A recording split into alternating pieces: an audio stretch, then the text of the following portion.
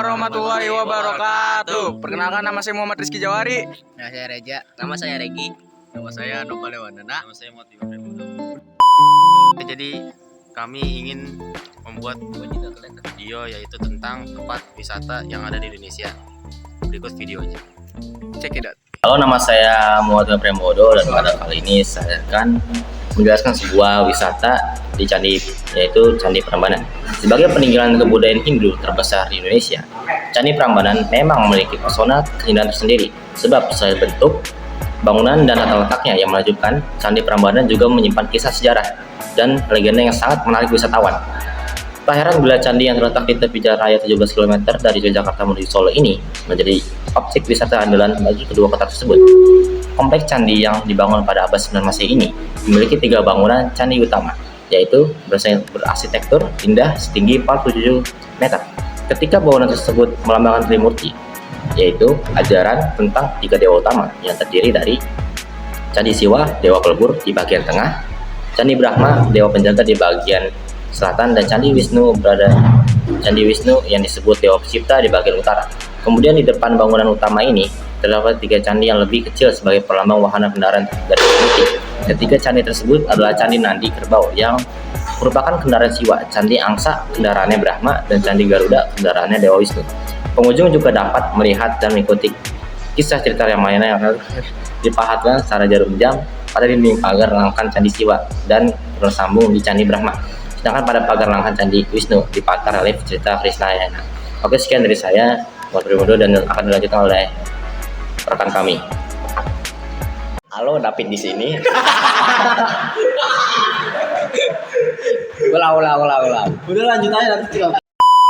Assalamualaikum warahmatullahi wabarakatuh. Nama saya Nopal Lewandana. Saya akan menjelaskan tentang Candi Borobudur.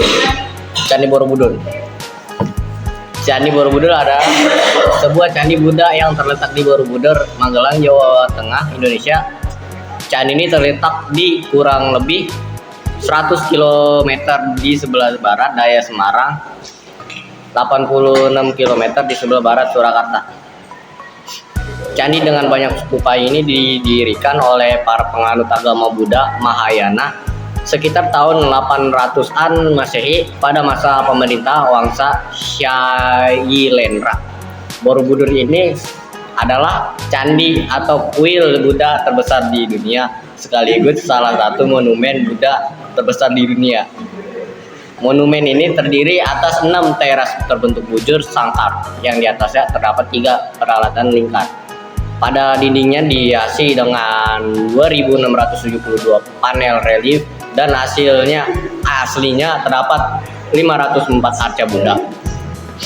Borobudur memiliki koleksi relief Buddha terlengkap dan terbanyak di dunia. Menurut bukti-bukti sejarah, Borobudur ditinggalkan pada abad ke-16 seiring dipindahnya pusat kerajaan Mataram kuno ke Jawa Timur oleh Pu Sindok. Dunia mulai menyadari keberadaan bangunan ini sejak ditemukan 1814 oleh Sir Thomas Stamford Raffles yang saat itu menjabat sebagai Gubernur Jenderal Inggris atas Jawa. Sejak saat itu, Borobudur telah mengalami serangkaian upaya penyelamatan dan perbaikan kembali.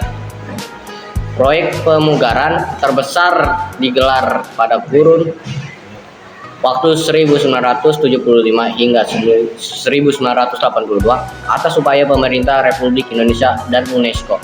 Kemudian situs bersejarah ini termasuk dalam daftar situs warisan dunia. Oke, terima kasih. Assalamualaikum warahmatullahi wabarakatuh. Nama saya Muhammad Rizky Jawari. Kali ini saya akan menjelaskan tentang Danau Toba. Seperti yang kita ketahui, Danau Toba adalah danau alami berukuran besar di dunia yang berada di kaldera gunung-gunung super vulkanik. Danau ini memiliki panjang 100 km, lebar 30 km, dan kedalaman 500 meter. Danau ini membentang dari 2,88 N 98,52 derajat E sampai 2,35 derajat N. Ini adalah danau terbesar di Indonesia.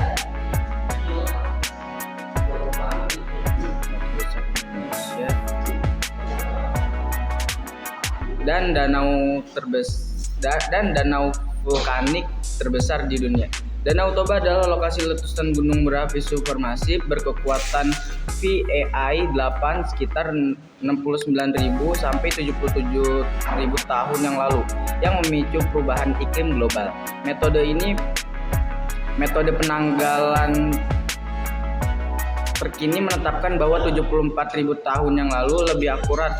Letusan ini merupakan letusan terakhir menurut teori bencana Toba. Letusan ini berdampak besar bagi populasi manusia seluruh dunia. Dampak letusan menewaskan sebagian besar manusia yang hidup waktu itu dan diyakini menyebabkan penyusutan populasi di Afrika, Timur Tengah, dan India sehingga mempengaruhi genetika populasi manusia di seluruh dunia sampai sekarang. Sekian dari saya. Goodbye. Assalamualaikum, saya Muhammad Hikar Ramadan. Saya akan menjelaskan tentang destinasi wisata Indonesia, yaitu Malioboro. Siapa yang tidak tahu Malioboro? Ruas jalan legendaris di Yogyakarta menjadi destinasi wajib bagi setiap wisatawan yang pertama kali berkunjung ke kota tersebut. Bahkan yang sudah berkali-kali ke Yogyakarta pun kembali ke Malioboro. Nama Malioboro sendiri diambil dari nama gubernur pada masa jabatan Inggris antara 1811 sampai 1816. Marlborough di masa kini. Jalan tersebut menjadi ruas jalan utama yang kerap dilewati selama prosesi upacara adat yang dilaksanakan dengan keluarga keraton. Banyak toko berjajar, atau jika Anda tidak ingin berbelanja, Anda ingin mengunjungi spot-spot bersejarah seperti Benteng Vredenburg, peninggalan Belanda, Hotel Garuda yang merupakan hotel tertua di Yogyakarta bisa menjadi tempat pilihan Anda menginap di dekat Malioboro.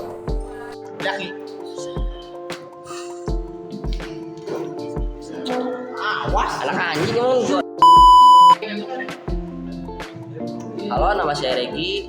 Kali ini saya akan menjelaskan wisata Raja Ampat. Kepulauan Raja Ampat, Papua Barat, Indonesia lah tempatnya. Kepulauan yang berada di ujung barat laut Pulau Papua ini memang sudah dikenal luas sebagai tambang emas bagi para penggila petualangan. Sedangkan bagi para penyelam dalam dan luar Indonesia, Raja Ampat dianggap sebagai surga yang tidak dapat diungkapkan kata-kata. Satu-satunya cara untuk membuktikan berbagai pendapat ini adalah dengan datang langsung menikmati sang mutiara di ujung Papua ini. Raja Ampat adalah sebuah kabupaten dan merupakan bagian dari Provinsi Papua Barat. Secara umum, Raja Ampat adalah kepulauan yang terdiri dari banyak sekali pulau karang dan tersebar luas di seluruh wilayahnya. Namun demikian, Raja Ampat memiliki 4 pulau utama yang paling besar, yaitu Pulau Wegeo, Pulau Batanta, Pulau Salawati, dan Pulau Bisol. 4 pulau besar inilah yang menjadi titik awal penyebaran seluruh penduduk Raja Ampat yang sebagian besar berprofesi sebagai nelayan.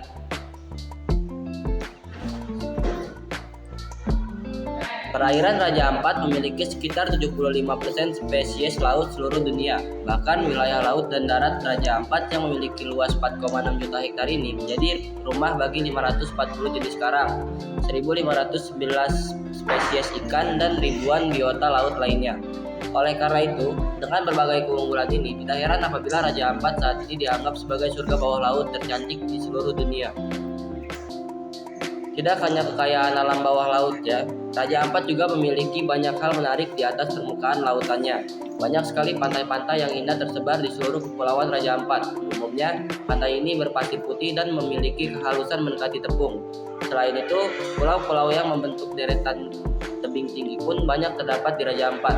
Bahkan beberapa tempat seperti Pianemo, Teluk Kabui, dan Wayak telah terkenal hingga ke seluruh dunia, lebih dulu sebelum dikenal dalam negeri. Hutan-hutan tropis pun tidak kalah menariknya. Bahkan ada beberapa tempat seperti Desa Sawingrai atau Desa Saporkrein yang menyuguhkan pengalaman tak terlupakan melihat burung cendrawasih dari dekat. Seperti kita ketahui, burung cendrawasih adalah burung langka dan cantik khas Papua yang sering disebut sebagai burung surga. Sebagai penutup, Assalamualaikum warahmatullahi wabarakatuh. Saya Reza, saya akan menjelaskan tentang Kepulauan Seribu. Kepulauan Seribu merupakan salah satu wilayah yang masuk ke dalam administrasi pemerintahan Provinsi DKI Jakarta. Secara geografis, Kepulauan Seribu memiliki total wilayah seluas 4.745,62 km yang terdiri dari 8,76 km daratan dan terdiri dari lebih dari 110 pulau. Kepulauan Seribu terbagi menjadi 2 kecamatan, yakni Kepulauan Seribu Utara dan Kepulauan Seribu Selatan. Wilayah ini terbagi menjadi 6 kelurahan, yaitu Pulau Kelapa dan Pulau Harapan, Pulau Panggang, Pulau Tinduk, Pulau Pari, dan Pulau Untung Jawa. Di Kepulauan Seribu kita akan menemukan berbagai macam penduduk multi etnis dari berbagai latar belakang agama, adat istiadat, serta seni budaya. Bukan hanya keberagaman saja yang ditawarkan Kepulauan Seribu, namun juga keindahan alam laut dan pulau-pulau di Kepulauan Seribu yang menarik banyak pengunjung domestik maupun internasional. Bagi kamu yang ingin berkunjung ke Kepulauan Seribu, ada banyak pulau yang dapat kamu datangi dengan berbagai aktivitas yang dapat kamu lakukan selama di sana. Berikut